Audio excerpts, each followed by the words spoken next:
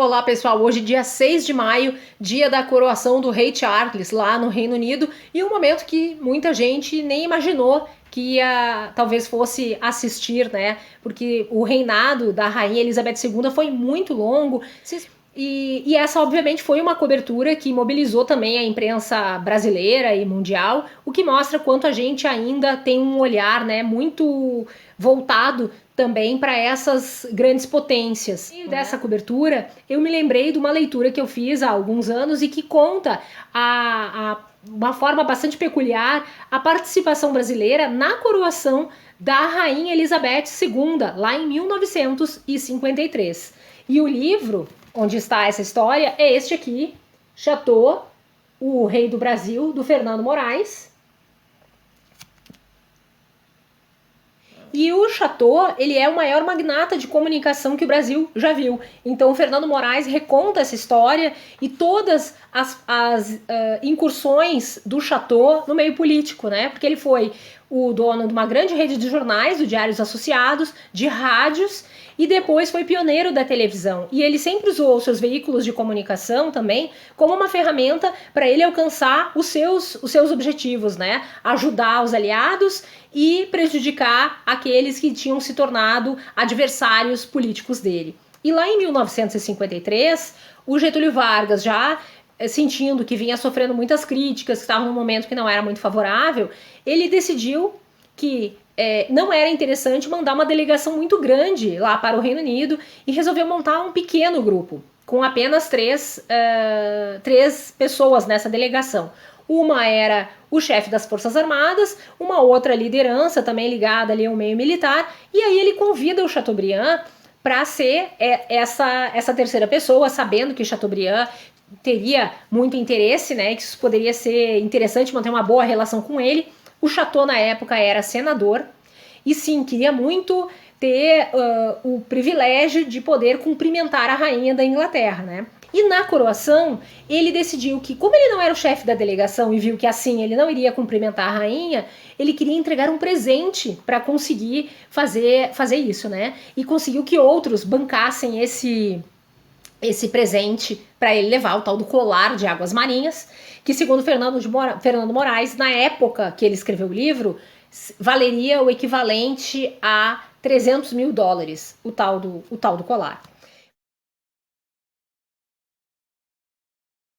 Eu vou ler para vocês uma pequena passagem aqui que mostra como é que ele atuava, né? Como ele não aceitava o não como resposta, e esse momento é o momento do dia seguinte à coroação, então na festa, em que ele queria muito ter determinadas pessoas que estavam sem convite junto com ele nessa celebração. Então, no dia seguinte, haveria um garden party em Buckingham. As delegações se espalhariam pelos vários salões do palácio, mas à sala do trono só teriam acesso os chefes das missões. Em vão, Chateaubriand mexeu céus e terras para conseguir um convite que permitisse a Aimée, que era a namorada dele, para acompanhá-lo na recepção. Um dos seus intermediários contou-lhe que a razão das dificuldades a notícia que circulava, era de que ela mantivera um romance público com um primo da rainha, e por isso fora incluída na lista negra da família real. Quando soube disso, o jornalista decidiu que a namorada entraria junto com ele de qualquer maneira no palácio. Na hora da festa, simplesmente colocou-a ao seu lado no banco de trás do Rolls Royce da Embaixada Brasileira, com Gilberto, o seu filho, no banco dianteiro ao lado do motorista. Como um menino travesso que desejasse um troféu ou um comprovante da traquinagem, mandou que o repórter e fotógrafo Luciano Carneiro, um dos enviados da revista O Cruzeiro para a cobertura da coroação, se aboletasse com a sua câmera Rolleiflex no porta-malas do carro.